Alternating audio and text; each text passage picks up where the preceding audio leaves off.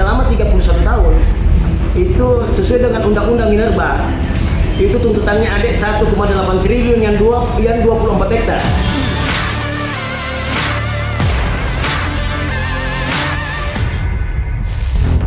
Cerita berikut adalah perjuangan panjang rumpun keluarga melawan perusahaan tambang emas berdeposit 1,45 juta ons emas di kaki timur Gunung Latimojong, Luwu, Sulawesi Selatan. PT Masmido Dwi Arya. Tribun diundang Yasir, 50, mendengar klaim hak warga ini sejak pekan ketiga Juli 2024. Beritanya baru dipublis, setelah mendapat respon konfirmasi dari manajemen tambang. Emas milik Indika Energy Tbk, Selasa, 30 Juli 2024, sore. Yasir bercerita perjuangan klaim alas hak lahan itu punya rujukan sejarah dan dokumen valid. Pajak itu mulai tahun 90 sampai 2021, selama 31 tahun. Aktif ya, baik. Aktif. Nanti setelah menerima ganti rugi, tahun 2022 dimatikan. Dimatikan orang lain yang masuk. Tahun berapa masuknya itu Pak PT Masmindo di yang kita bawa? 89 datang di rumah mengatasnamakan perusahaan Cendana. Direkturnya bernama Ibu Rifka. Dan saya lah orangnya yang mengantar setiap masuk ke lokasi. Ya, dan tidur di kamar saya selama 3 tahun. Berarti kita SMP. Saya SMA pada saat itu. Ya. Terus belakangan Setelah ditegur paman tahun 91 karena PT Masmindo membawa material terus keluar, diduga batu itu mengandung emas, sehingga saya tahan itu mobil bersama dengan paman bertiga dengan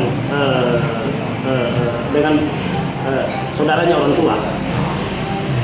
Setelah itu paman dipanggil bupati menghadap. Saman itu siapa bupati?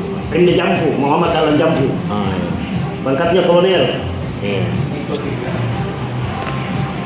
Terus Yang saya ingat bahasanya Pemda Jampu ketika saya menghadap dengan paman saya. Pak Bupati mengatakan, adingku, itu bahasa daerah, bahasa Palopo, adingku, berhentilah tegur itu PT Masmindo. Saya ini mampus kalau kamu tegur. Saya ini dititip oleh Soeharto di sini jadi bupati. Jadi perjuangan ini sudah hampir 30 tahun lebih Pak ya. Jadi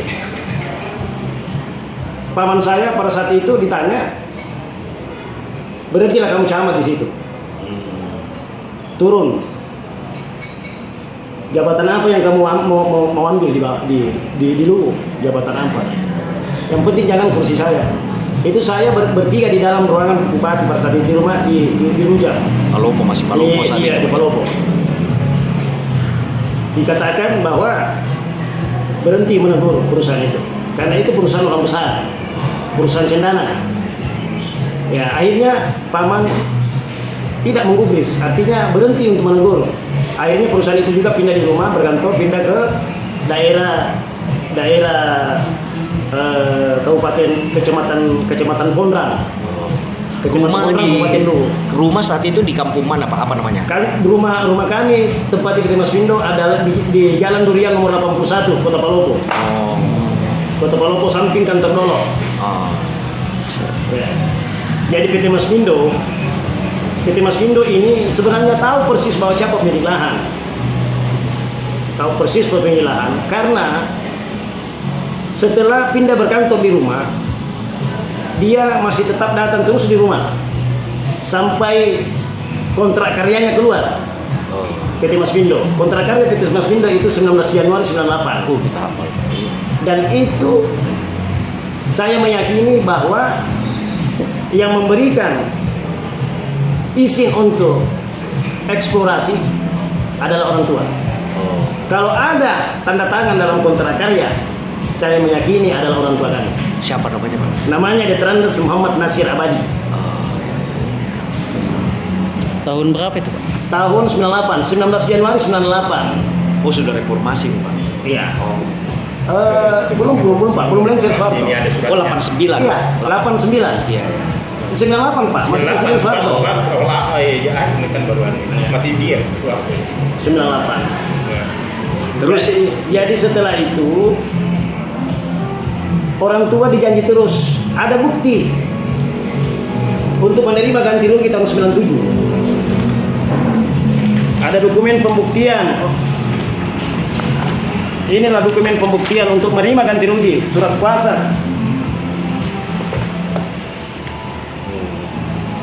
Dan PT Masmindo mengatakan yang membayar adalah anak Soeharto namanya Bambang Tri dengan Tommy. Iya. Jadi saya belak-belakan sekarang.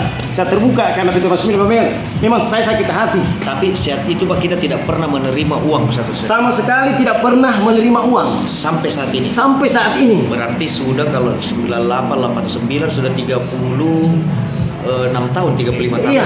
35 tahun Iya, dia eksplorasi saja. berapa hektar itu Pak? Itu kontrak karyanya PT Masmindo itu seluas 98 itu 89.650 hektar. Diperkecil karena ada aturan. Iya. Diperkecil nomor kontrak karya PT Masmindo itu B53 garing pres garing 1 garing saya masih berproses di Jakarta, Pak. Sampai saat ini. Sampai saat ini. Dokumen hukum yang kita miliki apa saja Pak? Yang Dokumen yang adalah SKT yang dikeluarkan oleh Provinsi 60 itu masih banyak tanah-tanah yang lain yang tidak masuk dalam kontrak karya. Makanya orang tua tidak menyetor itu. Yang disetor adalah dokumen tahun 60 yang ditandatangani oleh PPAT, pejabat pembuat akte tanah. Karena pada saat itu belum ada notaris di daerah-daerah seperti di Pak sana. Abe, tuntutan sekarang apa Pak dari pihak leluhur keluarga ini? Apa yang kita minta sekarang dari pihak Masmindo? Semoga PT Masmindo membayar tanah kami. Berapa anunya itu Pak? Kalau taksiran uang sekarang berapa besar, berapa banyak itu Pak? Sudah ada belum ditaksir, kita belum bikin taksiran. Itu sudah ada permintaan adik masuk di Mabes Polri. Itu yang dokumen yang ada pajaknya, yang kami pajak mulai tahun 90 sampai tahun 2021. Iya. Selama 31 tahun itu sesuai dengan Undang-Undang Minerba. Itu tuntutannya adik 1,8 triliun yang 24 hektar. Dan 5% royalti adatnya. Oh. Itu yang masuk di Mabes Polri. Itu di kecamatan mana itu tanah Pak sekarang? Tanah ini berada awalnya di Kecamatan Bastem Iya. pada tahun kontrak karya. Iya. Tetapi dimekarkan Bastem sekarang jadi Kecamatan Latimojong, ada 2 desa. Oh. Desa Boneposi dengan Desa Rantebala. 2 desa Pak di? Iya. Kalau terkait awalnya sejak kan tadi sudah puluhan tahun ini kita tuntut tanah tak toh. Terus apakah ada dari pihak Masmindo sendiri untuk ketemu atau membicarakan? PT Masmindo setelah gagal bayar, alasan kalau gagal bayar tahun 97 itu memang masuk akal karena krisis moneter pada saat itu. Iya. Sehingga tidak membayar. Tapi semestinya perusahaan tidak bisa mengeluarkan kontrak karya kalau pemerintah tidak bisa mengeluarkan kontrak karya kalau tidak membayar lahan. Ya, tetapi tetap keluar kontrak karyanya. Makanya orang tua itu setiap awal tahun dan akhir tahun dijanji terus PT Masmindo. Yang menjanji itu adalah Direktur PT Masmindo namanya Boyke Abidin Purbaya. Itu yang menjanji terus. Sabar om. Itu dijanji terus. Sampai sekarang itu. Sampai orang tua meninggal. Kapan meninggal Pak? Meninggal itu tahun 2008. Oh. Ya, jadi kami ini tidak tinggal di lokasi karena kami pergi sekolah semua. Iya.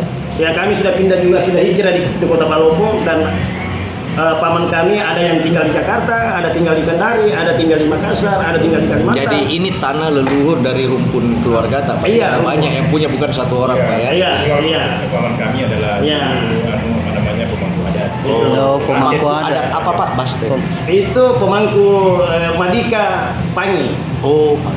Ya, Madika Pangi kakek.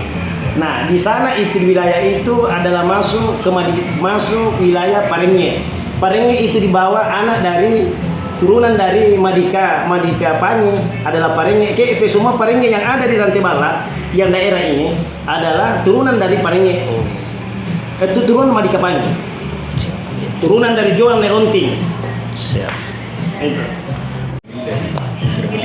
biang kerok dari Biang kerok dari persoalan ini adalah Asis Sangga yang menyampaikan kepada Direktur Len PT Masmindo atas nama Firdaus, mengatakan bahwa tanah dari Rumpun Tandulangi saya sudah beli semua, dan itulah jadi pegangan PT Masmindo tanpa ada bukti penjualan.